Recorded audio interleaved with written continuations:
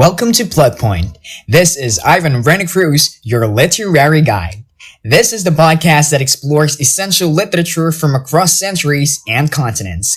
Each episode we break down a single work, covering the plot, the essential story, then diving into the point, the critical analysis, context, and enduring meaning. Ready to unlock the secret life of books? Let's begin.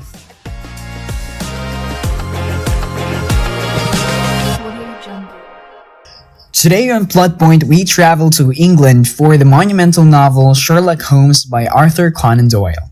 First, let's establish the plot, the essential narrative, characters, and events that define Sherlock Holmes. Sherlock Holmes stories typically follow the brilliant eccentric consulting detective and his companion Dr. John Watson as they solve perplexing cases in late Victorian and Edwardian London. A typical plot sees a client bring an unusual baffling mystery to their lodgings at 221B Baker Street, a crime that has stumped Scotland Yard. Using his unique method of deduction and close observation, Holmes investigates the scene, analyzes minute clues, and employs various disguises and informants to gather facts, often leaving the bewildered Watson and the police far behind.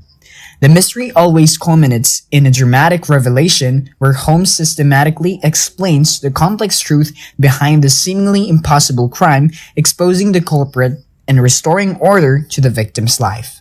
Now that we've mapped the story, we shift to the point, the critical analysis, themes, and enduring relevance of this masterwork. The Victorian London setting of the Sherlock Holmes stories rigidly confines women to a few stereotypical roles reflecting the era's severe gender inequality.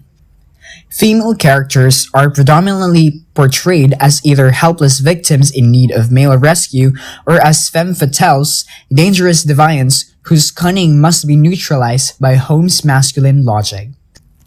The one notable exception, Irene Adler, a woman who successfully outwits Holmes, is treated less as an equal and more as a singular anomaly, a curiosity whose intelligence only reinforces the general perceived incompetence of her sex.